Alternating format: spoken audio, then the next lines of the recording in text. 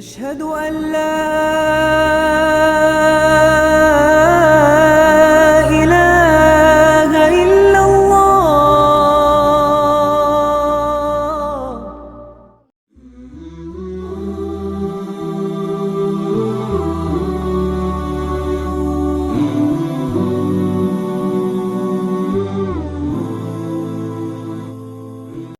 السلام عليكم ورحمة الله وبركاته. الحمد لله نحمده ونستعينه ونستغفره ونؤمن به ونتوكل عليه ونعوذ بالله من شرور أنفسنا ومن سيئات أعمالنا. من يهده الله فلا مضل له ومن يضلل فلا هادي له. وأشهد أن لا إله إلا الله وحده لا شريك له وأشهد أن محمدا عبده ورسوله. اللهم صل على محمد وعلى آل محمد كما صليت على إبراهيم وعلى آل إبراهيم إنك حميد مجيد. اللهم بارك على محمد وعلى آل محمد كما باركت على إبراهيم وعلى آل إبراهيم إنك حميد مجيد. يا أيها الذين آمنوا اتقوا الله حق تقاته ولا تموتن إلا وأنتم مسلمون. يا أيها الذين آمنوا اتقوا الله وقولوا قولا سديدا يصلح لكم أعمالكم ويغفر لكم ذنوبكم ومن يطع الله ورسوله فقد فاز فوزا عظيما. கண்ணியத்திற்குரிய எல்லாம் அல்ல அல்லாஹு ஜல்லஷானஹு தஆலாவின் நல்லடியார்களே, நமது ஜமஇய்யத்து அஹ்லுல் குர்ஆன் வல் ஹதீஸ் ஜமாத்தின் சார்பாக ஹிஜ்ரத்தை தெரிந்து கொள்வோம் என்கிற தலைப்பில் இந்த முகநூலின் வழியாக ஒரு நேரடி லைவ் புரோகிராமை ஏற்பாடு செஞ்சுருக்கிறோம். இந்த அமர்வில் எனக்கு தரப்பட்டுள்ள தலைப்பு ஹிஜ்ரத்தை தெரிந்து கொள்வோம் என்கிற தலைப்பு தரப்பட்டிருக்கிறது. அதாவது ஹிஜ்ரத்தை நாம் தெரிந்து கொள்வோம் அப்படிங்கிறதுல இந்த தலைப்பு ஏன் எடுக்கப்பட்டிருக்கிறது அப்படின்னு கேட்டோம்னா, அல்லாஹ்வுடைய ரசூல் முஹம்மது ஸல்லல்லாஹு அலைஹி வஸல்லம் அவங்க மேற்கொண்ட அந்த ஹிஜ்ரத்து பயணம் இருக்குது இல்லையாம்மா, அந்த பயணத்தை பற்றிய செய்தியை இந்த இஸ்லாமிய உம்மத்திட்ட கொண்டு போய் சேர்க்க வேண்டும். அல்லாஹ்வையும் மறுமை நாளையும் ஏற்றுக்கொண்ட ஒரு முஸ்லீம், அல்லாஹ்வையும் அல்லாஹ்வுடைய ரசூலையும் ஏற்றுக்கொண்ட ஒரு முஸ்லீம் ஹிஜ்ரத்தை பற்றிய செய்தியை தெரிந்து கொள்வது அவனுடைய தலையின் மீது திணிக்கப்பட்ட கட்டாய கடமையாக இருக்கிறது. ஏன்னு கேட்டோம்னா, இன்னைக்கு உலகம் போகிற போக்கில் ஹிஜ்ரத்தை பற்றிய செய்திகள் இந்த சமுதாயத்தில் இருக்கக்கூடிய நம்ம மக்களுக்கு தெரிந்திருக்கிறார்களா தெரியவில்லையா என்பது ஒரு கேள்விக்குறியாகத்தான் இருக்கிறது.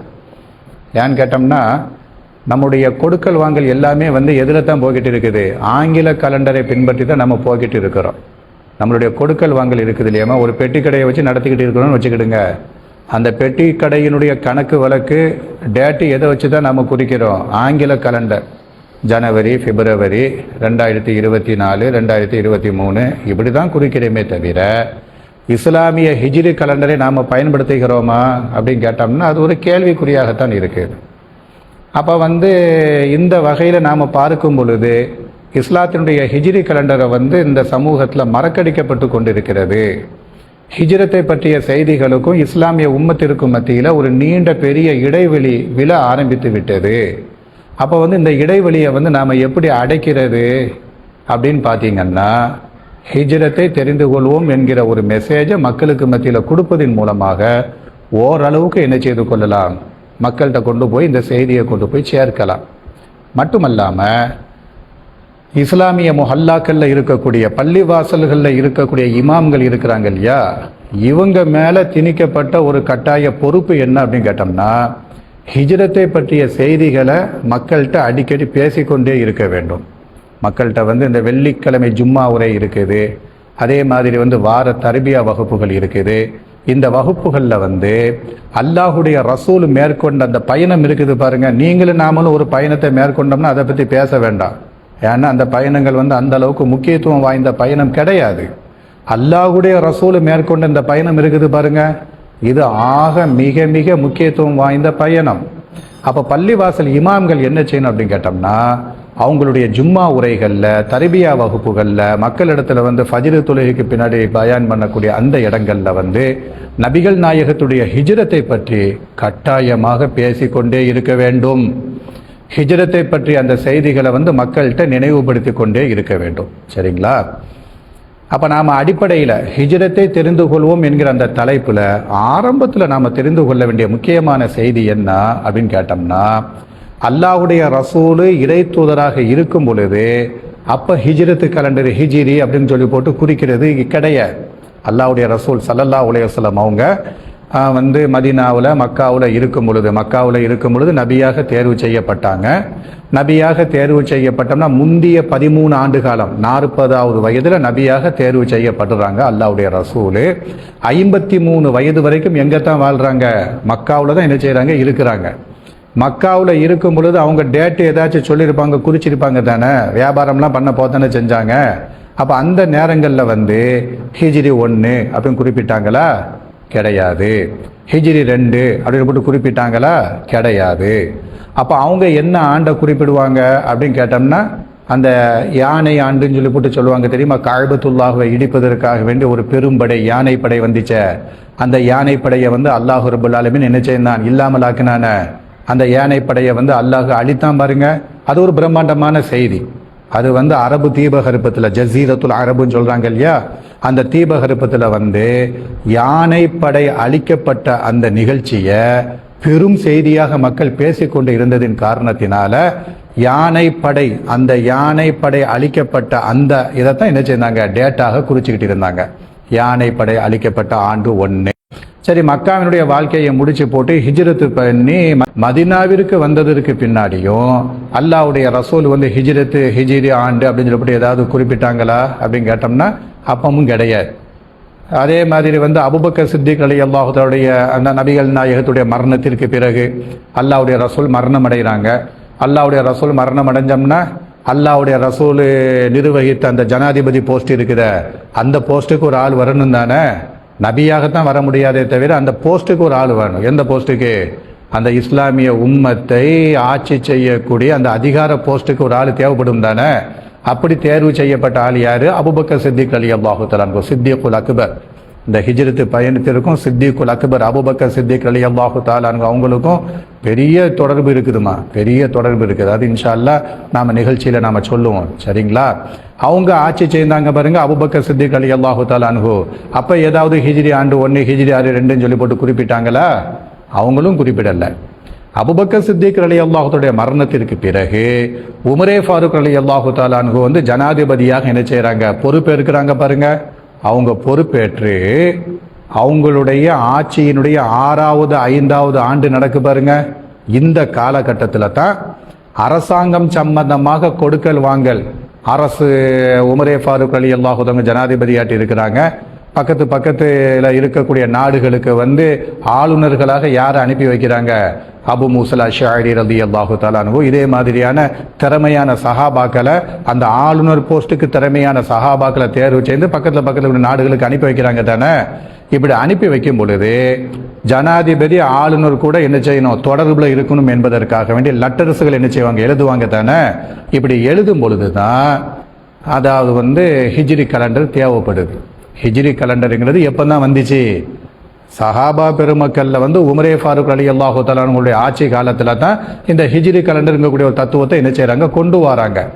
இப்படி கொண்டு வருவதற்கு முன்னாடி உமரே ஃபாரூக் ரலியல்லாஹு தஆலா அவங்க தனிப்பட்ட முறையில் என்ன செய்யல? இந்த முடிவை எடுக்கல. எந்த முடிவை? நாம் அரசாங்கம் சம்பந்தமாக நம்மளுடைய செய்திகளை பக்கத்தில் இருக்கக்கூடிய ஆளுநர்களுக்கு நாம் கொடுக்க வேண்டும் என்றால், லெட்டர் வழியாக நாம் கொடுக்க வேண்டும் என்றால் ஒரு டேட்டை குறிப்பிடணும், ஒரு ஆண்டை குறிப்பிடணும். இப்படி ஒரு சூழ்நிலை வருகிற பொழுது நாம் அவங்க மட்டும் உட்கார்ந்துக்கிட்டு என்ன செய்யலை? நான் ஹிஜ்ரி ஆண்டை உருவாக்க போகிறேன், ஹிஜ்ரி ஆண்டை கொண்டு வர போகிறேன், அவங்க மட்டும் என்ன செய்யலை? இந்த முடிவை எடுக்கல. மாறாக அல்லாஹ்வுடைய தூதர் மரணம் அடைஞ்சிருக்கிறாங்க, அபூபக்கர் சித்திக் ரலியல்லாஹு தஆலா மரணம் அடைஞ்சிருக்கிறாங்க, உமரே ஃபாரூக் ஆட்சியில் இருக்கிறாங்க. எல்லா சஹாபா பெருமக்களும் உயிரோடு இருக்கிறாங்க. எல்லா சஹாபாக்களும் என்ன செய்கிறாங்க? உயிரோடு இருக்கிறாங்க. அஷரத்துல் முபஷராக்கல்ல சுவனத்தை கொண்டு சுப செய்தி சொல்லப்பட்ட சஹாபா பெருமக்கள் இருக்கிறாங்களே, அவங்கள அபூபக்கர் சித்திக் மட்டும்தான் கிடையாது ரலியல்லாஹு அன்ஹு. மற்றபடி எல்லா சஹாபாக்களும் இருக்கிறாங்க. எல்லா சஹாபா பெருமக்களையும் கூப்பிட்டு உட்கார வச்சு ஒரு முடிவு எடுக்கிறாங்க. என்ன முடிவு எடுக்கிறாங்க? நம்மளுடைய நிகழ்ச்சிகளை நம்மளுடைய செய்திகளை பக்கத்தில் இருக்கக்கூடிய ஆளுநர்களுக்கு அரசர்களுக்கு நம்ம கொடுக்க வேண்டும் என்றால் ஒரு டேட்டு வச்சு என்ன செய்யணும்? கொடுக்கணும். ஒரு ஆண்டு குறிப்பிட்டு என்ன செய்யணும்? கொடுக்கணும். அதுக்கு என்ன செய்யலாம் அப்படின்னு சொல்லி போட்டு சஹாபா பெருமக்களை கூப்பிட்டு உட்கார வச்சு மஷூரா செய்யும் பொழுது, மஷூரா செய்யணுமா? பொது வாழ்க்கையில் நாம் இருக்கும் பொழுது ஏதாவது ஒரு காரியத்தை நம்ம முடிவெடுக்க போகிறோம்னு வச்சுக்கிடுங்க, நான் தான் தலைவர், என் இஷ்டத்தின் பிரகாரம் தான் நான் முடிவெடுப்பேன், அப்படி இருக்கக்கூடாது. நான் என்ன சொல்லணும் அதுதான் சட்டம், அப்படி இருக்கக்கூடாது. மாறாக என்ன செய்யணும்? மக்களை கூப்பிட்டு உட்கார வச்சு மஷூரா பண்ணணும். அப்போ உமரே ஃபாரூக் என்ன பண்ணுறாங்க? மஷூரா பண்ணுறாங்க. மஷூரா பண்ணோம்னா அந்த மஜ்லிஸில் பெரும்பெரும் சஹாபாக்கள்லாம் இருக்கிறாங்க. அப்துல் ரஹ்மான் இப்னு அவுஃப் போன்ற ரலியல்லாஹு தஆலா அன்ஹு போன்ற பெரும்பெரும் சஹாபாக்கள்லாம் இருக்கிறாங்க. அலி இப்னு அபி தாலிப், உஸ்மான் ரலியல்லாஹு தஆலா, இப்படி பெரும்பெரும் சஹாபாக்கள்லாம் இருக்கிறாங்க. இவங்களுக்கு மத்தியில தான் இந்த கலண்டர் என்ன செய்யப்படுது? உருவாக்கப்படுகிறது. அப்போ சஹாபாக்கள் சொல்றாங்க, நாம ஹிஜ்ரி கலண்டரை, அதாவது இஸ்லாமிய கலண்டரை உருவாக்க வேண்டும் என்றால் நபிகள் நாயகத்துடைய காலத்தில் நடந்த முக்கியமான செய்தியை என்ன செய்வோம்? ஒரு கலண்டராட்டு உருவாக்குவோம் அப்படின்னு சொல்லி போட்டு அல்லாஹ்வுடைய தூதர் நபியாக தேர்வு செய்யப்பட்ட அந்த ஒரு செய்தி, அது எவ்வளவு பெரிய செய்தி! அல்லாஹ்வுடைய தூதர் நபியாக தேர்வு செய்யப்படுறாங்கன்னா, இறை தூதர் முஹம்மது ஸல்லல்லாஹு அலைஹி வஸல்லம் அவங்க அல்லாஹ்வுடைய தீர்க்கதரிசியாக தேர்வு செய்யப்படுறாங்கன்னா அது எவ்வளவு பெரிய செய்தி! அப்போ சில சஹாபாக்கள் சொன்னாங்க, நபியாக தேர்வு செய்யப்பட்ட அதை ஒரு ஆண்டாட்டு வைக்கலாம். நபித்துவம் பெற்ற முதல் ஆண்டு, நபித்துவம் பெற்ற 2ஆம் ஆண்டு, நபித்துவம் பெற்ற 3ஆம் ஆண்டு, இப்படி சொல்லி போட்டு அதை ஒரு ஆண்டாட்டு வைக்கலாம்னு சொல்லி போட்டு சில சஹாபாக்கள் சொன்னாங்க. அதை அந்த மஷூரால அந்த அளவுக்கு என்ன செய்யலை, முக்கியத்துவம் கொடுத்து ஏற்றுக்கிடலை. அப்போ சில சஹாபாக்கள் என்ன பண்ணாங்க அப்படின்னு கேட்டோம்னா, அதாவது நாம் மதீனாவுக்கு மேராஜ், நபிகள் நாயகத்துடைய மேராஜ், விண்ணுலக பயணம் நடந்துச்ச, அதை ஒரு அடையாளம் மட்டும் வைப்போம் அப்படிங்கிறாங்க. அதை என்ன செய்யலை, ஏற்றுக்கிடலை. மஷூரால அது அந்த கருத்து எடுபடலை. அதே மாதிரி என்ன பண்ணாங்க, ஹுதைபியா உடன்படிக்கை நடந்துச்ச, அதை நாம் வைக்கலாம் அப்படின்னு சொன்னாங்க, அந்த கருத்து எடுபடலை. ஃபதஹ் மக்கா நடந்துச்சு, ஃபதஹ் மக்கா, அந்த ஃபதஹ் மக்காவை பற்றி வைப்போம் அப்படின்னு சொன்னாங்க, அந்த கருத்தும் எடுபடலை. அதே மாதிரி பத்ர் யுத்தம் நடந்துச்சு, இஸ்லாத்தில் நடந்த முதல் யுத்தம், அந்த முதல் யுத்தமே நமக்கு வெற்றியாக கிடைச்சிச்ச, அப்போ அதை தூக்கி என்ன செய்வோம்? ஆண்டுக்கு அடையாளமாட்டு வைப்போம்னு சொல்லி போட்டு சொன்னாங்க, அந்த கருத்து எடுபடலை. மாறாக என்ன கருத்து தான் எடுபட்டுச்சு? அல்லாஹ்வுடைய ரசூலு 53வது வயதில் மக்காவுல இருந்து மதினாவிற்கு ஹிஜ்ரத் பண்ணி வந்தாங்களே, அதை நம்ம ஆண்டு கணக்கினுடைய துவக்கமாட்டு வைக்கலாம்னு சொல்லி போட்டு சஹாபா பெருமக்கள் சொல்லும் பொழுது அதில் என்ன பண்ணாங்க? எல்லா சஹாபாக்களும் ஒத்து வந்தாங்க. ஏன்னு கேட்டோம்னா, இந்த மக்கால இருந்து மதினாவிற்கு ஹிஜ்ரத் பண்ணி போனாங்க பாருங்க, இது ஒரு பொது வாழ்க்கைக்கு கிடைக்கக்கூடிய பெரிய நன்மையும் அதில் இருக்குது, ஒரு பெரிய தியாகமும் அதில் இருக்குது. எனவே என்ன செய்தாங்க? எல்லா சஹாபா பெருமக்களும் ஹிஜ்ரி இந்த ஹிஜ்ரத்து பண்ணி போனதை ஆண்டினுடைய கணக்காட்டு வைக்கலாம்னு சொல்லிவிட்டு முடிவு பண்ணி எடுக்கப்பட்டது தான் ஹிஜ்ரி 1, ஹிஜ்ரி 2 அப்படின்னு சொல்லக்கூடிய இஸ்லாமிய கேலண்டர். இந்த ஹிஜ்ரத்தை நாம் எடுத்த உடனேயே ஹிஜ்ரத்துக்குள்ளால போய் செய்திகளை தெரிந்து கொள்வதற்கு முன்னாடி இந்த ஹிஜ்ரத்தை அல்லாஹ்வுடைய ரசூலு மக்காவுல ஹிஜ்ரத்துன்னு ஃபர்ஸ்ட் என்ன அர்த்தம் தெரியுதமா? ஹிஜ்ரத்து என்கிற அந்த அரபி வார்த்தைக்கு என்ன அர்த்தம் அப்படின்னு கேட்டோம்னா, ஹிஜ்ரத்துன்னு சொல்லக்கூடிய அரபி வார்த்தைக்கு, சரிங்களா, அந்த ஹிஜ்ரத்து என்ற அரபி வார்த்தைக்கு மட்டும் என்ன அர்த்தம் அப்படின்னு கேட்டோம்னா, இறை நிராகரிப்புகள் சூழ்ந்து இருக்கக்கூடிய ஒரு நாடு. இறை நிராகரிப்பு இருக்குத, அல்லாஹ்விற்கு இணை வைக்கக்கூடிய மாபாதக செயல்களை செய்யக்கூடிய ஒரு நாடு. அந்த நாட்டில் ஒரு முஸ்லீம் இருக்கிறார். இந்த முஸ்லீம் என்ன பண்றாரு? தன்னுடைய ஈமான் அந்த முஸ்லீமை டார்ச்சர் பண்றாங்க. நீ இஸ்லாத்தில் இருக்கக்கூடாது, நீ இஸ்லாத்தில் இருந்தோம்னா உன்னை நாங்கள் என்ன செய்வோம்? கொடுமைப்படுத்துவோம்.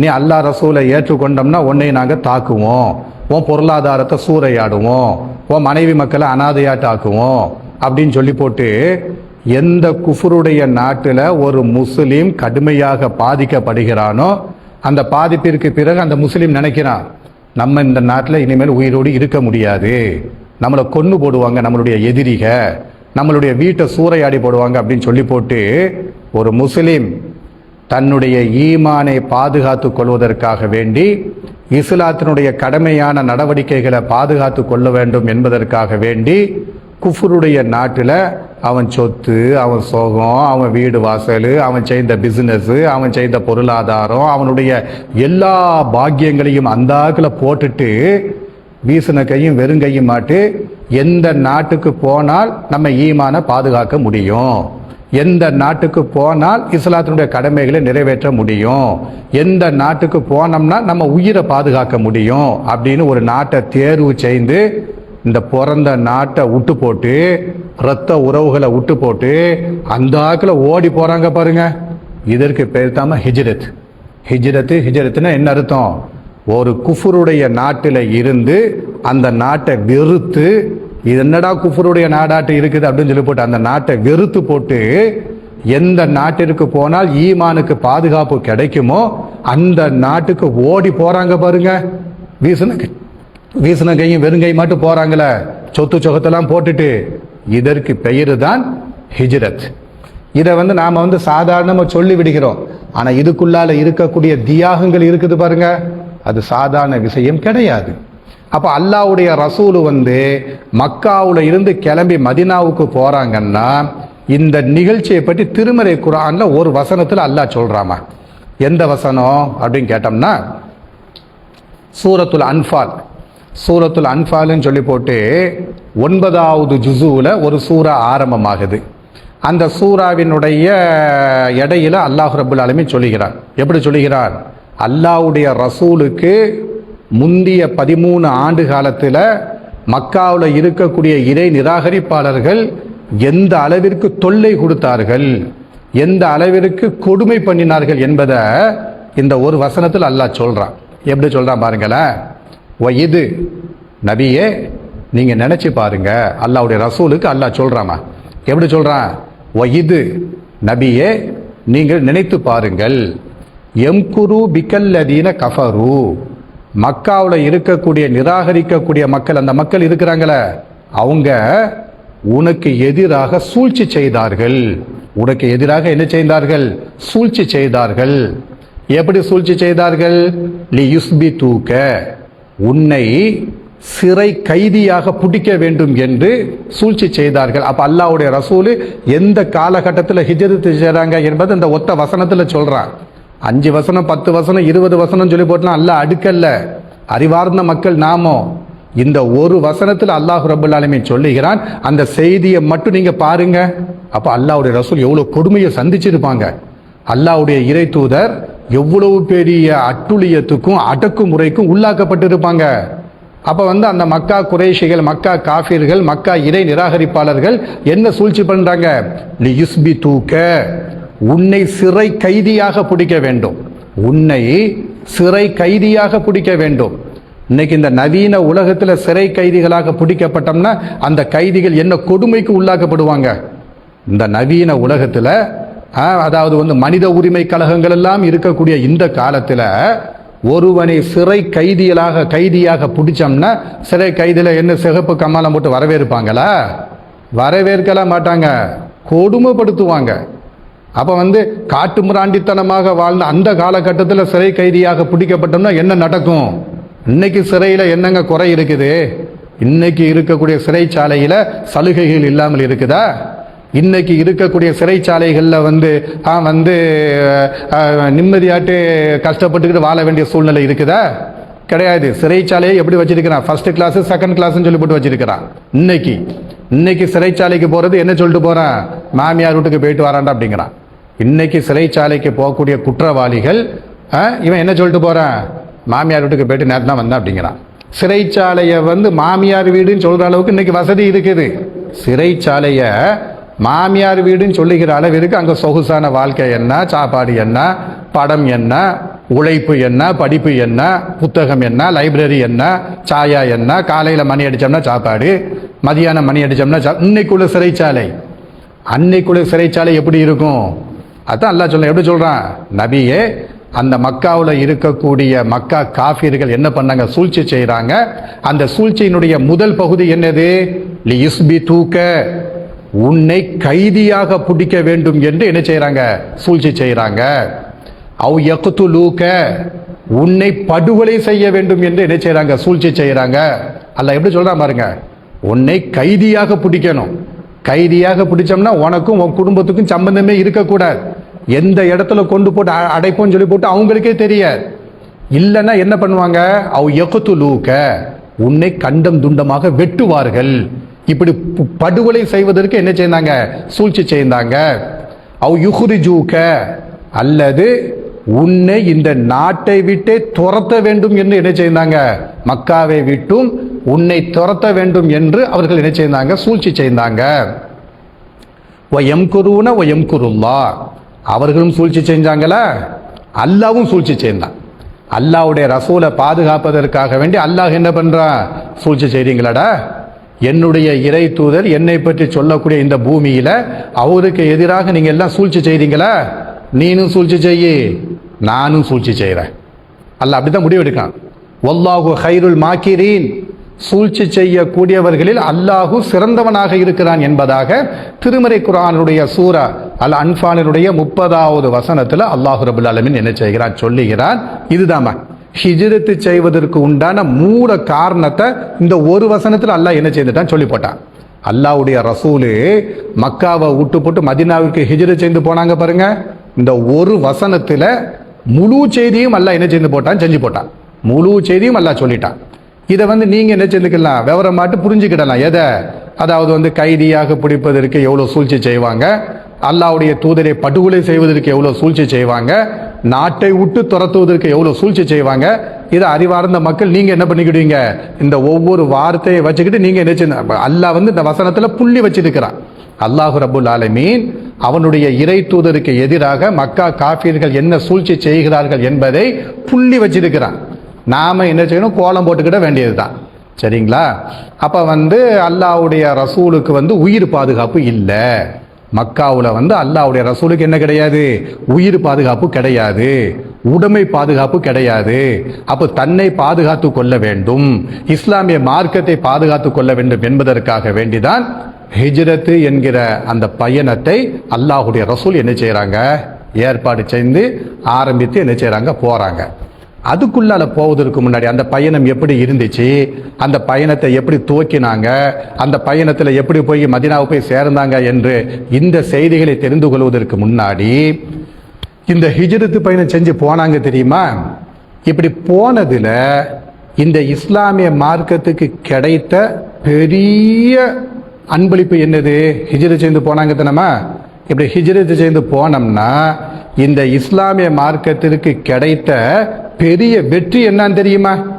நாம அதான் சொல்லுவாங்க தெரியுமா, ஒரு வாசல் அடைக்கப்பட்டு விட்டால் இன்னொரு வாசல் திறக்கப்பட்டு விடும். இது நம்மள்ட்ட இருக்கக்கூடிய ஒரு பொது கருத்து, பொது வியதி.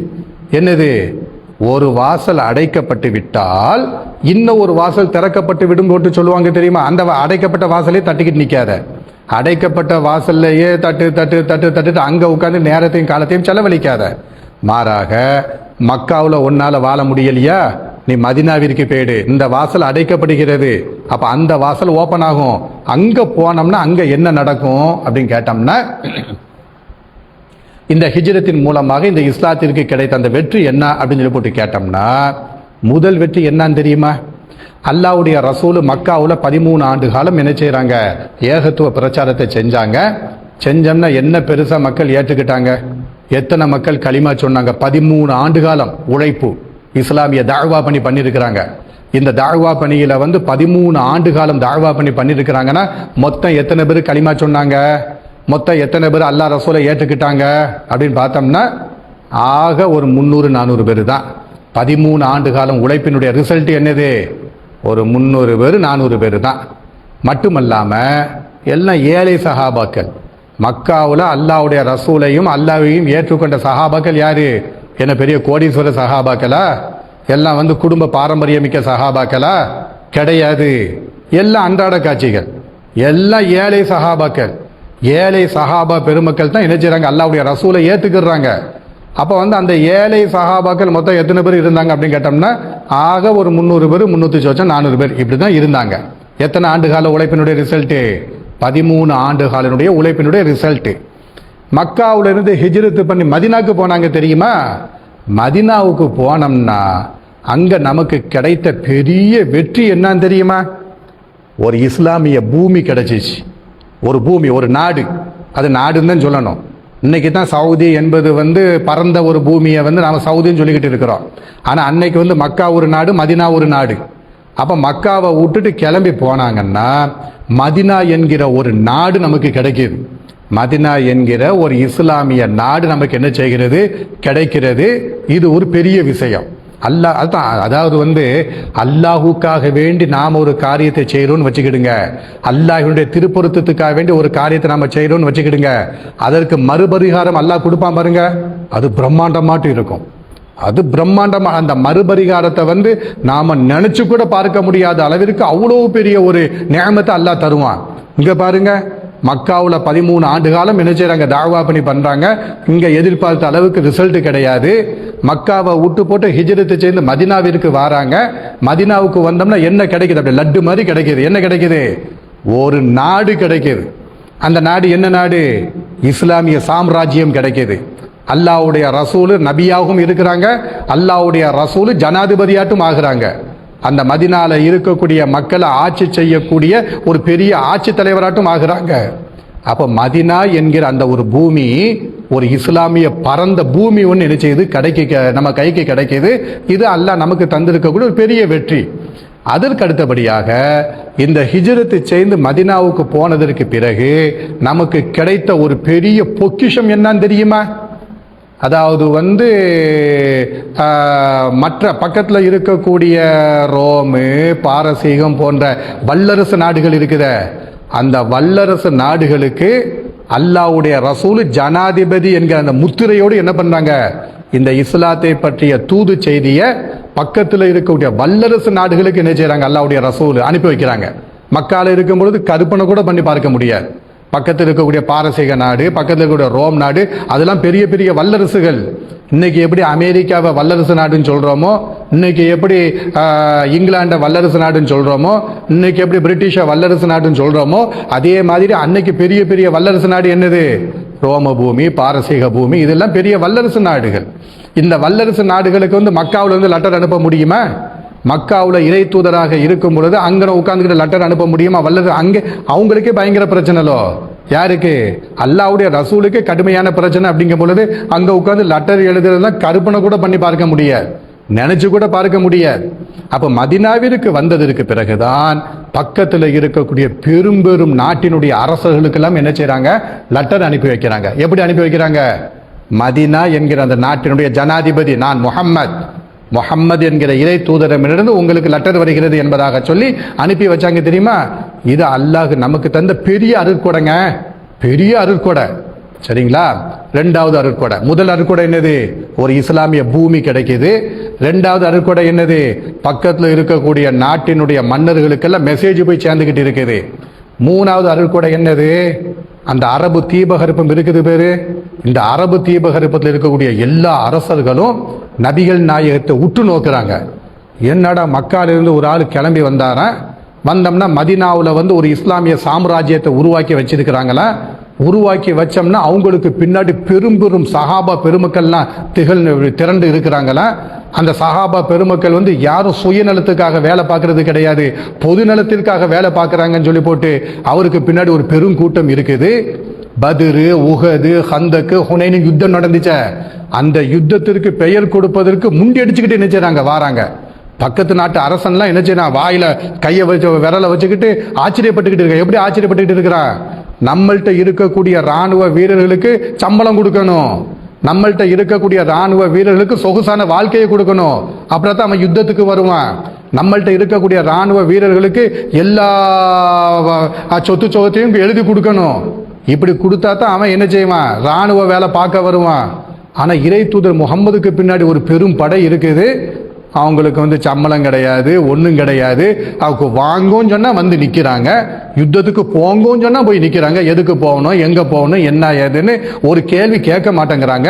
இப்படி ஒரு படையை உருவாக்கி வச்சிருக்கிறான்னா அப்போ இந்த முகம்மது யாராட்டும் இருக்கும்?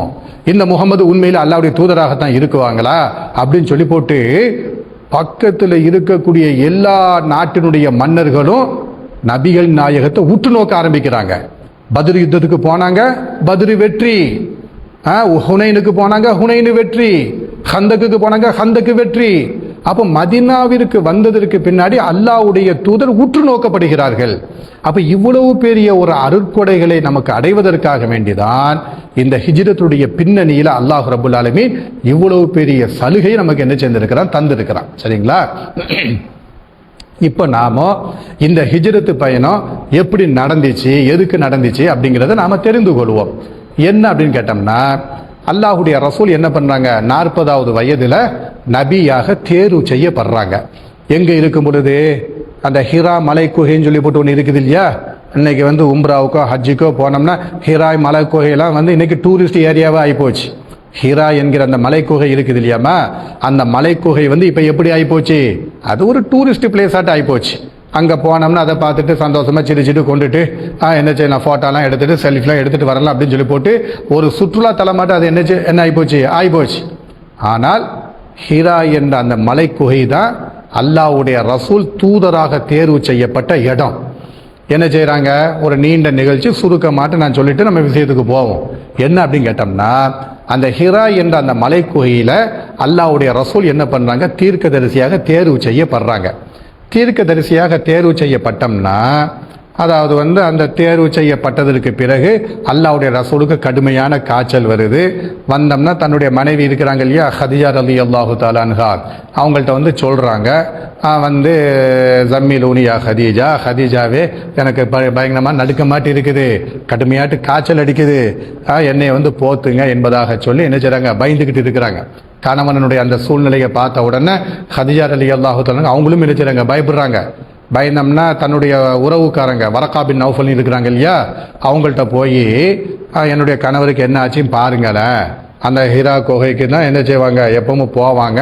அன்னைக்கு புதுசாக வந்து நம்ம சொல்கிறாங்க, நடுங்கிக்கிட்டு இருக்கிறாங்க, பயந்துக்கிட்டு இருக்கிறாங்க, என்ன ஏதுன்னு பாருங்களேன் அப்படின்னு சொல்லி போட்டு தன்னுடைய உறவுக்காரங்க வரகா பின் நௌஃபல் இருக்கிறாங்க இல்லையா, அவங்கள்ட்ட போய் அல்லாஹ்வுடைய தூதரை கொண்டு போய் நிப்பாட்டுறாங்க. அவர் யார், வரகா பின் நௌஃபல் யார் அப்படின்னு கேட்டோம்னா, முந்திய வேதங்களை நல்ல சரளமாக படித்த நம்ம ஃபாதர்ன்னு சொல்கிறோம் இல்லையா, மார்க்காரிங்க உலமா ஆலிம் சலான்னு சொல்கிறோம் இல்லையா, இதே மாதிரி அன்னைக்கு இருந்த ஒரு பெரிய முந்திய வேதங்களை பற்றி தெரிந்து கொண்ட ஒரு பெரிய மதகுரு. அந்த மதகுருட்டு போய் என்ன செய்கிறாங்க, நிப்பாட்டுறாங்க. நிப்பாட்டினோம்னா அவர் என்ன பண்ணுறாரு, அல்லாஹ்வுடைய ரசூல்கிட்ட அந்த ஹிரா என்ற அந்த மலை குகையில் நீங்கள் என்ன பார்த்தீங்க, என்ன ஏது எல்லாத்தையும் கேட்டதற்கு பிறகு வரகா பின் நௌஃபல் அல்லாஹ்வுடைய ரசூலுக்கு சொன்ன முதல் செய்தி இதுதாமா. அல்லாஹ்வுடைய ரசூலுக்கு சொன்ன முதல் செய்தி என்னன்னு தெரியுமா? அதாவது வந்து ஹதீஜாவும் பக்கத்தில் உட்கார்ந்து இருக்கிறாங்க. உம்முல் மூமினின், மூமின்களுக்கெல்லாம் தாயாக இருக்கக்கூடிய இந்த இஸ்லாமிய மார்க்கத்தை ஏற்றுக்கொண்ட முதல் பெண்மணி ஹதீஜா பக்கத்தில் உட்கார்ந்து இருக்கிறாங்க, நபிகள் நாயகத்துடைய மனைவி. அல்லாஹ்வுடைய ரசூல் மனைவிக்கு பக்கத்தில் உட்கார்ந்து இருக்கிறாங்க. வரகா பின் நௌஃபல் இந்த நடந்த நிகழ்ச்சியை ஃபுல்லாக கேட்டுட்டு அவர் என்ன பண்ணுறாரு, ரிசல்ட் கொடுக்குறார். என்ன ரிசல்ட் கொடுக்குறாரு அப்படின்னு கேட்டோம்னா, எப்பா இவர் வந்து நாமூசுல் அக்பர் இவரை தொட்டு விட்டார். நாமூசுல் அக்பர் என்ன செய்துட்டாரு, உன்னுடைய கணவர் முஹம்மதை தொட்டு விட்டார். நாமூசுல் அக்பர் யாரு, முந்திய இறை தூதர்களுக்கு அல்லாஹ்விடமிருந்து செய்திகளை கொண்டு போய் கொடுத்தாங்க இல்லையா, ஜிப்ரீல், அவங்கள தான் நாமூசுல் அக்பர்னு சொல்றாங்க. அல்லாஹ்வுடைய ரசூல், நம்ம அல்லாஹ்வுடைய ரசூலுக்கு ஜிப்ரீல் கொண்டு வந்து அல்லாஹ்வுடைய செய்தியை கொண்டு வந்து கொடுத்தாங்க தானே. குர்ஆன்ல வந்து ஜிப்ரீல்னு சொல்லப்பட்டிருக்கும், ஹதீஸ்ல வந்து ஜிப்ரீல்னு சொல்லப்பட்டிருக்கும், முந்திய வேதங்கள்ல என்ன சொல்லப்பட்டிருக்கும், நாமூசுல் அக்பர் சொல்லி போட்டு சொல்லப்பட்டிருக்கும் ஜிப்ரீலை பார்த்து. அப்ப நாமூசுல் அக்பர் உன்னுடைய கணவனை தொட்டு விட்டார். இவர் முந்திய தீர்க்கதரிசி மாதிரி இவர் தீர்க்கதரிசியாக தேர்வு செய்யப்பட்டிருக்கிறார். இவர் இனிமே மக்கள்கிட்ட போய் என்ன செய்வார், அல்லாஹ்வுடைய செய்தியை போய் சொல்லுவாங்க. அப்படி சொல்லும் பொழுது இவர் கடுமையான தாக்குதலுக்கு உள்ளாக்கப்படுவார். இவர் கடுமையாக என்ன செய்யப்படுவாங்க, கொடுமைப்படுத்தப்படுவார். இவருடைய பிரச்சனைகள் வந்து அன்னைக்கு வந்து மக்காவில் கடுமையாட்டு இருக்கும். அந்த காலகட்டத்தில் நான் உயிரோடு இருந்தால், நான் அவர் வரகா பின் நௌஃபல் சொல்றார், ரசூல் ஸல்லல்லாஹு அலைஹி வஸல்லம் கேட்டுக்கிட்டு இருக்கிறாங்க, ஹதீஜா ரலியல்லாஹு தஆலா கேட்டுக்கிட்டு இருக்கிறாங்க. அப்படி ஒரு சூழ்நிலை நடக்கும் பொழுது, மக்கா வாசிகளின் மூலமாக கடுமையாக கொடுமைப்படுத்தப்படுகிற பொழுது, நான் உயிரோடு இருந்தால் உன்னுடைய கணவர் முஹம்மதுக்கு நான் அடைக்கலம் கொடுப்பேன், உன்னுடைய முஹம்மதை நான் பாதுகாப்பேன். அவருக்கு உறுதுணையாக நான் இருப்பேன் என்பதாக சொல்லி வரகா பின் நௌஃபல் என்ன செய்றாங்க சொல்றாங்க. அல்லாஹ்வுடைய நாட்டம் அந்த எதிர்ப்பை எல்லாம் அல்லாஹ்வுடைய தூதர் சந்திப்பதற்கு முன்னாடி வரகா பின் நௌஃபல் என்ன செய்வாங்க, மௌத்தா போயிடுவாங்க. அப்போ நுபுவத்து இறை தூதராக தேர்வு செய்யப்பட்ட உடனே இறை தூதர்களுடைய நிலைமை என்னங்கிறத அவரே சொல்லிட்டார். என்ன சொல்லிட்டாரு?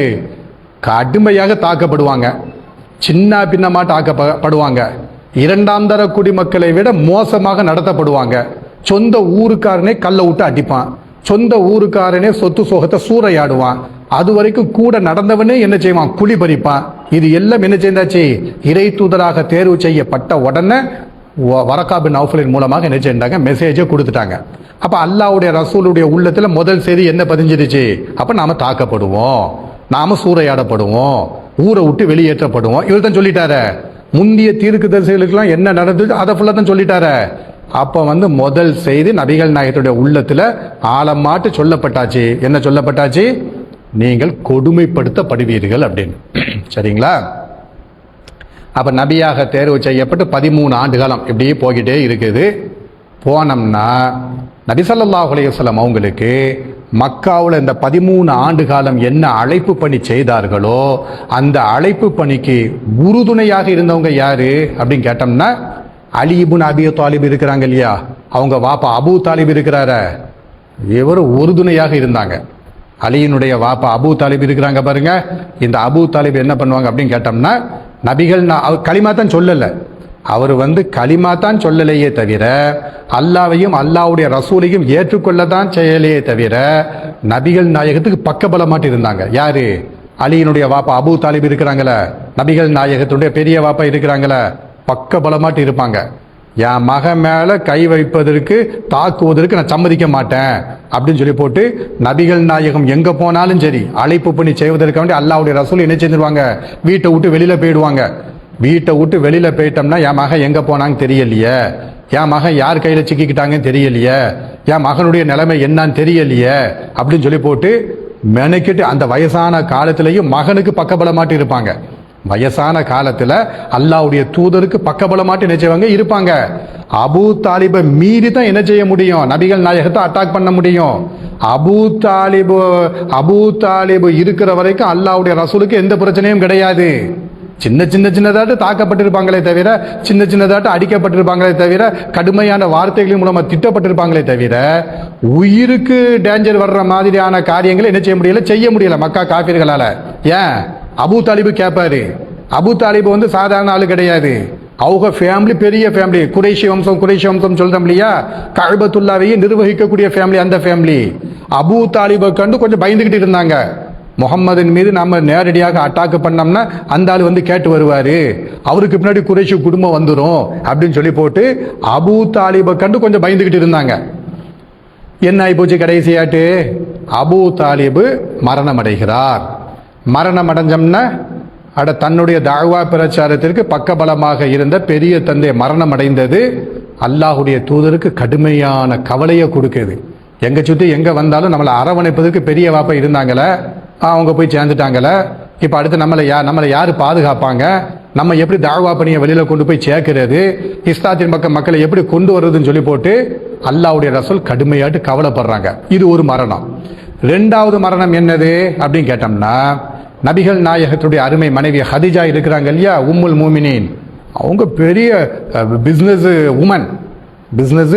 உமன், பயங்கரமான வியாபார சந்தையை நிர்வகிக்கிற மாதிரி ஒரு பெரிய ஒரு பொருளாதார பலம் கொண்ட ஒரு பெண்மணி நபிகள் நாயகத்துடைய மனைவி ஹதிஜா ரலியல்லாஹு தஆலா அன்ஹா. இப்போ மக்கா காஃபிர்கள் என்ன பண்ணுறாங்க, ஹதிஜாவை கொண்டு கொஞ்சம் பயப்படுறாங்க. எப்படி பயப்படுறாங்க, அவங்க பெரிய செல்வ சீமாட்டி, அவங்களுடைய ஹஸ்பண்டை போய் நம்ம அட்டாக் பண்ண முடியுமா, ஒரு அவங்க என்ன செஞ்சிருவாங்க, கேட்டு வந்துடுவாங்க அப்படின்னு சொல்லி போட்டு நபிகள் நாயகத்தோட மனைவியை கண்டு கொஞ்சம் அப்படி அந்த தாக்குதலை குறைச்சி வச்சிருக்கிறாங்க. ஆனால் தாக்குனாங்க. என்ன பண்ணாங்க, அல்லாஹ்வுடைய ரசூலுக்கு என்னென்ன தொல்லை கொடுக்க முடியுமோ அந்த தொல்லையெல்லாம் ஒட்டக குடலை கொண்டு தூக்கி போய் மேலே போட்டு போயிட்டாங்களே. ஒட்டக கொடை காய்பால நின்று அல்லாஹ்வுடைய ரசூல் தொழுதுகிட்டு இருக்கிறாங்க. ஒட்டகத்துடைய குடலை தாங்க முடியுமா? ஒட்டகத்துடைய கொடையில குடலை தூக்கி முதுகு மேலே தூக்கி போட்டோம்னா அதை சுமந்துக்கிட்டு ருக்குலேருந்து எந்திக்க முடியுமா? தூக்கி மேலே இப்படிலாம் பண்ணிக்கிட்டு இருப்பாங்க. சின்ன பிள்ளைங்களை கல்லை கொடுத்து அடிக்க சொல்லுவாங்க. இப்படிலாம் பண்ணிக்கிட்டு இருப்பாங்க. சின்ன தாக்குதல் நடத்திக்கிட்டு இருந்தாங்க. ஹதிஜா ரலியல்லாஹு அன்ஹா மரணம் அடைஞ்ச உடனே நபிகள் நாயகத்துடைய அழைப்பு பணிக்கு பக்கபலமாக இருந்த 2 பேர்களும் மரணம் அடைஞ்ச உடனே இப்ப நபிகள் நாயகத்தை ஈஸியா அட்டாக் பண்ணிடலாம். 2 பாதுகாப்பு வளையம், ஒன்னு பெரிய வாப்பா என்கிற பாதுகாப்பு வளையம், அதுவும் உடஞ்சு போச்சு. இன்னொன்னு மனைவி என்கிற அந்த பாதுகாப்பு வளையம், அந்த பொருளாதார பாதுகாப்பு வளையம், அதுவும் இல்லாமல் ஆகி போச்சு. இப்ப தனி மரமாட்டு ஆகி போனாங்க. யாரு? அல்லாஹுடைய ரசூலு இப்ப தனி மரமாட்டு இருக்கிறாங்க. ஏழை சஹாபா பெருமக்கள் என்ன செஞ்சிருக்காங்க? கொஞ்சம் சஹாபா பெருமக்கள் களிமா சொல்லி அல்லாஹ்வுடைய தூதரோடு இருக்கிறாங்க. தாக்கு பிடிக்க முடியுமா? அழைப்பு பணி செய்ய முடியுமா? மக்கானுடைய வீதியில நின்று சத்தம் போட்டு ஓரிரை கொள்கையை பேச முடியுமா? இன்னைக்கு தர்கா வழிபாடு நடக்கக்கூடிய இடத்துல போய் ஓரிரை கொள்கையை பேச முடிய மாட்டேங்குது. பயப்படுறமே, அடிச்சு போடுவான், பிடிச்சி காவல்துறையிட்ட ஒப்படைச்சு போடுவான்னு சொல்லி போட்டு பயந்து அந்த ஆரம்ப காலத்தினுடைய தௌஹீதுடைய கூர்மை ஃபுல்லா மங்கி போச்ச. ஆரம்ப காலத்துல தௌஹீதுடைய கூர்மை எப்படி இருந்துச்சு? எங்கனையும் மேடை போட்டு பேசிக்கிட்டு இருந்தாங்களா நம்மளுடைய மூத்த உலமாக்கள்.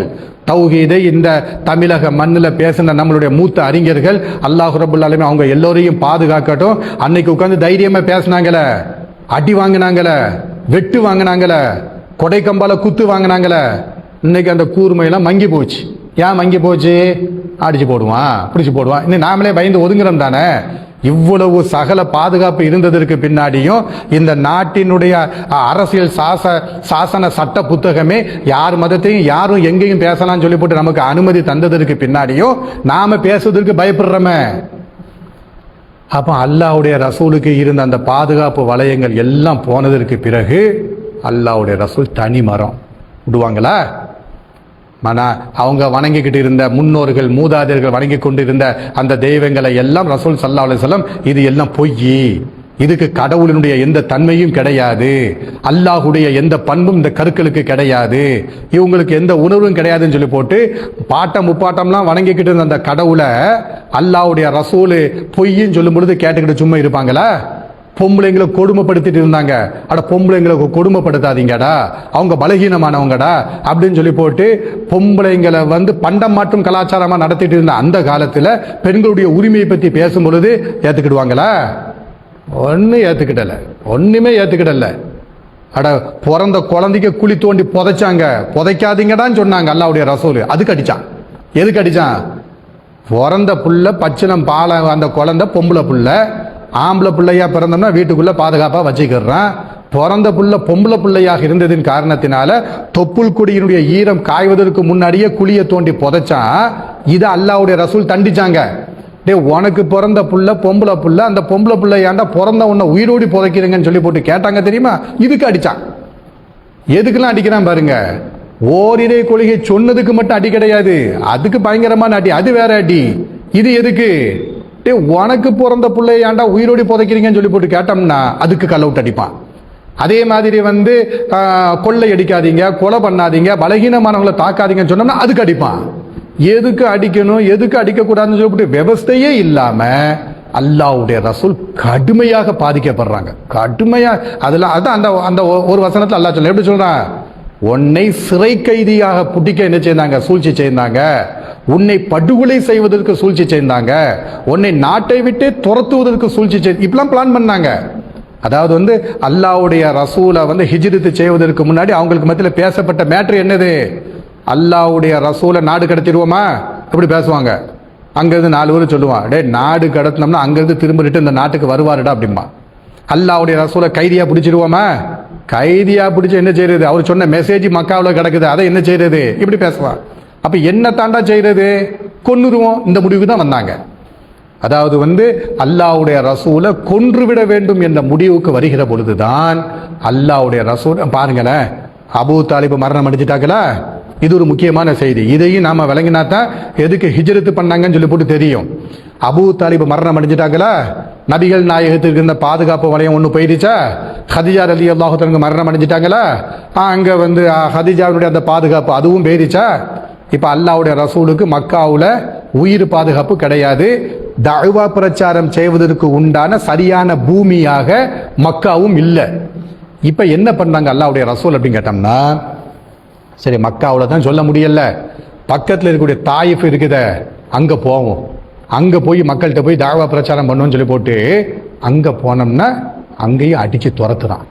அப்ப மக்காவுல பாதுகாப்பு கிடையாது, பக்கத்தில் தாயிஃபுக்கு பாதுகாப்பு கிடையாது. இப்படி இருக்கும் பொழுதுதான் அல்லாஹ் என்ன பண்ண அப்படின்னு கேட்டோம்னா, நீ மக்காவில் இனிமே உனக்கு இருப்பதற்கு சாத்தியம் கிடையாது, நீ மதினாவிற்கு போயிடுன்னு சொல்லி போட்டு ஹிஜ்ரத்து பயணத்தை என்ன செய்கிறான், அல்லாஹுடைய ரசூலுக்கு அல்லாஹ் என்ன செய்கிறான், கட்டளை இடுகிறான். சரிங்களா? இந்த இடத்துல ஒரு முக்கியமான விஷயத்தை நாம தெரிஞ்சுக்கணும். எப்படின்னு கேட்டோம்னா, இறை தூதர்கள் யாரும் எந்த பூமியில இறை தூதராக அனுப்பப்பட்டிருக்கிறார்களோ அந்த பூமியிலிருந்து இன்னும் ஒரு பூமிக்கு போகணும்னு வச்சுக்கிடுங்க. இறை தூதர்கள் யாரும் ஒரு இடத்துக்கு இறை தூதராக அனுப்பப்பட்டிருக்கிறாங்கன்னு வச்சுக்கிடுங்க. அந்த இடத்துல கடுமையான பிரச்சனைகள் வரும், கடுமையான தாக்குதல்கள் வரும், அடக்குமுறைகள் வரும். இந்த அடக்குமுறைக்கு பயந்து, தாக்குதலுக்கு பயந்து, எதிரிகளுக்கு பயந்து இந்த ஊர்ல இருந்து இன்னொரு ஊருக்கு நம்ம போயிடுவோம் சொல்லி போட்டு இறை தூதர்கள் தானா போக முடியாது. அல்லாஹ்வுடைய கட்டளை வந்ததற்கு பின்னாடி தான் என்ன செய்ய முடியும், போக முடியும். அல்லாஹ்வுடைய கட்டளை வருகிற வரைக்கும் எந்த இடத்திற்கு இறை தூதராக ஒரு தூதர் அனுப்பப்பட்டிருக்கிறாரோ அங்கேயே தான் அவர் தங்கிக்கிட்டு இருக்கணும். அது எந்த அளவுக்கு எதிர்ப்பு வந்தாலும் அந்த எதிர்ப்பை தாங்கிக்கிட்டு தான் இருக்கணும். இது இறை தூதர்களுக்கு அல்லாஹ் வச்சிருக்கக்கூடிய நியதி. அந்த மீனுடைய நபி இருக்கிறாங்களே, யூனுஸ் நபி அலைஹிஸ்ஸலாத்து வஸலாம், ஒரு இடத்துக்கு பூமியாட்டு அனுப்பப்பட்டாங்க. அல்லாஹ்வுடைய அனுமதியே வராம இன்னொரு ஊருக்கு போனாங்க இல்லையா, மீன் வயிற்றுல போய் உட்கார்ந்துக்கிட்டாங்க. அப்ப இறை தூதர்களுக்கு தான் அப்படி தானா போகக்கூடிய ஒரு அதிகாரம் கிடையாது. அல்லாஹ் அனுமதி கொடுத்தால்தான் இன்னொரு இடத்துக்கு என்ன செய்யணும், போகணும். சரிங்களா? அப்ப அல்லாஹ்வுடைய ரசூல் என்ன பண்ணாங்க அப்படின்னு கேட்டோம்னா, அந்த மக்காவுல அல்லாஹ்வுடைய ரசூலை ஏற்றுக்கொண்ட அந்த ஏழை சஹாபாக்கள் இருக்கிறாங்க பாருங்க, அவங்களும் கடுமை, நபிகள் நாயகம் மட்டும் தாக்குதலுக்கு உள்ளாக்கப்படல. ஏழை சஹாபாக்கள் அடிச்சா எவன்டா கேட்பான், அப்படி ஏழை சஹாபாக்கள் இருப்பாங்க. இவனை அடிச்சா இவன் மேல கை வச்சா யாரு கேட்டு வர போறா, இவனை தாக்குனோம்னா கேட்டு வருவதற்கு மக்கால யார் இருக்கிறா அப்படிலாம் சொல்லி போட்டுலாம் ஏழை சஹாபாக்கள் இருக்கிறாங்க தெரியுமா. அவங்களெல்லாம் கொடுமைப்படுத்தினாங்க. உங்களுக்கெல்லாம் தெரிஞ்ச செய்தி தானே, பிலால் அலி அல்லாஹ் அந்த பாலைவன பூமியில போட்டு அப்படி கொடுமைப்படுத்தினாங்க. ஈவு இறக்கமற்றவர்கள் அரபிகள் இருக்கிறாங்க பாருங்க, அவங்க உள்ளத்துல இறக்கம் ஒண்ணுமே இருக்காது. அவன் ஒரு முடிவு எடுத்துட்டான்னு வச்சுக்கிடுங்க, ஒருத்தனை கொடுமைப்படுத்தணும்னு முடிவு எடுத்துட்டான்னு வச்சுக்கிடுங்க, கொடுமைப்படுத்திக்கிட்டே தான் இருப்பான். கொடுமைப்படுத்தும் பொழுது அவன் போடக்கூடிய அந்த கதறல், சத்தம், அழுக இதெல்லாம் கேட்டு ரசிச்சுட்டு உட்கார்ந்துருப்பான்லோ. அப்ப ஏழை சஹாபா பெருமக்களும் கடுமையாக கொடுமைப்படுத்தப்பட்டாங்க. சாதாரண கொடுமையெல்லாம் படுத்தப்படல, கடுமையாக கொடுமைப்படுத்தப்பட்டாங்க. பிலால் ரலியல்லாஹு அன்ஹு உதாரணம் மட்டும் சொல்லலாம். அதே மாதிரி ரோம் நாட்டை சார்ந்த சுஹைப் ரலியல்லாஹு அன்ஹு, சுஹைப் ரலியல்லாஹு அன்ஹு ரோம், அவர் ரோம் நாட்டை சார்ந்தவர். அவர் என்ன பண்றாரு, மக்காவில் ஒரு இறை தூதர் முஹம்மது என்ற இறை தூதர் வந்திருக்கிறாரு. அந்த இறை தூதரை நாமளும் பார்த்து களிமா சொல்லணும்னு சொல்லி போட்டு ரோம்ல இருந்து கிளம்பி எங்க வந்தாங்க, மக்காவுக்கு வந்தாங்க. மக்காவில் வந்தோம்னா அல்லாஹ்வுடைய தூதரை என்ன செஞ்சாங்க, பார்த்து களிமா சொன்னாங்க. அல்லாஹ்வையும் அல்லாஹ்வுடைய ரசூலையும் ஏற்றுக்கொண்டாங்க. அவர் ஒரு பொற்கொள்ளர், பொற்கொள்ளருடைய வியாபாரம் பண்ணக்கூடியவர். மக்காவுக்கு வந்ததற்கு பின்னாடி கஷ்டப்பட்டு நஷ்டப்பட்டு சொத்து சோகம் வீடு வாசல் எல்லாம் என்ன செஞ்சாங்க, உண்டாக்கணும்னா சுஹைப் ரலியல்லாஹு அன்ஹு அவங்க இப்போ என்ன செய்ய போறாங்க, ஹிஜ்ரத் பண்ணி போகணும். ஹிஜ்ரத் பண்ணி போனோம்னா மக்காவாசிகள் என்ன பண்ணாங்க, சுஹைபே நீ ரோம்ல இருந்து வரும்பொழுது வீசின கையும் வெறுங்கையுமாட்டு வந்த, மக்காவுக்கு வந்ததற்கு பிறகு இங்க நிறைய வியாபாரம் பண்ணி பிசினஸ் உண்டாக்கி சொத்து சோகம்லாம் சேர்த்து வச்சுட்ட, நீ ஹிஜ்ரத் பண்ணி மதினாவுக்கு போறன்னா அவ்வளோ சீக்கிரமான சும்மாலாம் விட மாட்டோம். நீ உண்டாக்குன சொத்து ஃபுல்லா எங்க பைசா, நாங்க தந்த பைசா, சொத்து சோகத்தை ஃபுல்லா போட்டுட்டு வீசினங்க வெறுங்கையுமா போ அப்படின்னு சொல்லும்போது என்ன செஞ்சாங்க, அனுப்பி விட்டாங்க. சுஹைப் ரலியல்லாஹு அன்ஹு சொன்னாங்க, எப்படி சொன்னாங்க, எனக்கு ஹிஜ்ரத் தாண்டா முக்கியம், நான் என்னுடைய ஈமானையும் என்னுடைய இஸ்லாத்தையும் எந்த பூமிக்கு போனா பாதுகாப்பாக இருக்க முடியுமோ அதுதான் எனக்கு முக்கியம் சொல்லி போட்டு உண்டாக்குன சொத்து சோகம் எல்லாத்தையும் அந்தாக்குல போட்டு என்ன செஞ்சாங்க, போனாங்க. சரிங்களா? அப்ப அல்லாஹ்வுடைய ரசூல் என்ன பண்ணாங்க அப்படின்னு கேட்டோம்னா, தன்னுடைய 53வது வயதுல ஹிஜ்ரத் என்கிற அந்த பயணத்தை என்ன செய்யறாங்க, மேற்கொள்றாங்க. அப்போ இந்த ஹிஜ்ரத் பயணம் இருக்குது இல்லையம்மா, இதெல்லாம் ஒரு 3/4 மணி நேரம் 1 மணி நேரத்தில் பேசக்கூடிய டாபிக்கே கிடையாது. ஒரு நீண்ட ஒரு நிகழ்ச்சி அல்லாஹ்வுடைய ரசூல் செய்த அந்த தியாகம், அந்த ஹிஜ்ரத் பயணம் ஒரு நீண்ட நிகழ்ச்சி. சரிங்களா? அப்போ நபிகள் நாயகத்தினுடைய 53வது வயதுல ஹிஜ்ரத் பயணத்தை என்ன செய்யறாங்க, அல்லாஹ்வுடைய ரசூல் ஏற்பாடு பண்றாங்க. அப்போ அதாவது மக்காவில் இருக்கும் பொழுது இவங்க எந்த அளவுக்கு பாதிப்புக்கு உள்ளாக்கப்பட்டாங்க என்பதை ஒரு இடத்துல அல்லாஹ் ரப்பல் ஆலமீன் சொல்லுகிறான், உக்ரிஜு மின் தியாரிஹிம் பிகைரி ஹக்கின் இல்லா அய்யகூலு ரப்புனல்லாஹ். இந்த ஹிஜ்ரத் பயணம் போனாங்க இல்லையம்மா, இந்த ஹிஜ்ரத் பயணத்தை மேற்கொண்டதற்குண்டான ஒரு முக்கியமான ஒரு காரணத்தை அல்லாஹ் ஒரு வசனத்தை சொல்றான். எப்படி சொல்றான், அல்லதீன உக்ரிஜு மின் தியாரிஹிம் பிகைரி ஹக்கின் இல்லா ஐயக்கூலு ரப்புன் அல்லாஹ், எங்களுடைய ரப்பு அல்லாஹுதான் என்று சொன்னதற்காக வேண்டி வீட்டை விட்டு வெளியேற்றப்பட்டார்கள், வீட்டை விட்டு வெளியேற்றப்பட்டார்கள் அப்படின்னா அல்லாஹ் என்ன செய்கிறான் சொல்லுகிறான். அப்ப இவ்வளவு பெரிய கடுமையான தாக்குதல் வருகிற பொழுது, உயிருக்கு பாதுகாப்பு இல்லைங்கக்கூடிய ஒரு நிலை வருகிற பொழுது அல்லாஹ்வுடைய ரசூல் என்ன பண்ணாங்க, ஹிஜ்ரத்தை ஏற்பாடு பண்ணாங்க. ஏற்பாடு பண்ணோம்னா மாஷா அல்லாஹ் அந்த பயணம் இந்த இஸ்லாமிய உம்மத்துக்கு கிடைத்த வெற்றி பயணம். அதாவது மக்காவுல பேசப்பட்ட இஸ்லாம் இந்த பூமி முழுவதிலையும் இன்னைக்கு போய் சேர்ந்திருக்குதுன்னா காரணம் என்ன, அந்த ஹிஜ்ரத்து பயணம் தான். இந்த பூமி பந்துக்கு மேலால எங்கெல்லாம் மனிதர்கள் இருக்கிறாங்களோ அங்கெல்லாம் ஒரு முஸ்லீம் போய் உட்கார்ந்துட்டு இருக்கிறான்னா காரணம் என்ன, அந்த ஹிஜ்ரத்து தான். ஒரு சாயா கடையில் 5 பேர் கூடி உட்கார்ந்துருக்காங்கன்னா அந்த 5 பேர்ல ஒரு 2 பேர் முஸ்லீமாட்டி இருப்பான். இன்னைக்கு நாம களிமா சொல்லி அப்துல் காதர் என்று அப்துல் ரஹ்மான் என்று நாம உட்கார்ந்துட்டு இருக்கோம். இதுக்கு காரணம் என்ன, அந்த ஹிஜ்ரத்து பயணம் தான். நம்மளுடைய உரிமைகள் பாதுகாக்கப்பட்டிருக்கிறது காரணம் என்ன, அந்த ஹிஜ்ரத்து பயணம் தான். அந்த ஹிஜ்ரத்து பயணம் தான் நம்மளுக்கு நிறைய ஒரு வெற்றியை தந்திருக்குது என்பதை நாம தெரிந்து கொள்ள வேண்டும். இன்ஷா அல்லாஹ் இதனுடைய தொடர்ச்சியை ஹிஜ்ரத்து பயணத்தை எப்படி நடந்தது என்பதை அடுத்த அமர்வுல என்ன செய்து கொள்வோம், தெரிந்து கொள்வோம். அல்லாஹ் ரப்புல் ஆலமீன் நபிகள் நாயகத்தினுடைய அந்த ஹிஜ்ரத்து பயணத்தை பற்றிய முழுமையான செய்திகளை நாம தெரிந்து கொண்டு அல்லாஹ்வுடைய மார்க்கத்தை தூய்மையான முறையில் பின்பற்றி நடக்கக்கூடிய நன்மக்களாக நம் எல்லோரையும் அல்லாஹ் ஆக்கி முடிவானாக. வாஹிர் தாவானா அல்ஹம்துலில்லாஹி ரப்பில் ஆலமீன். அஸ்ஸலாமு அலைக்கும்.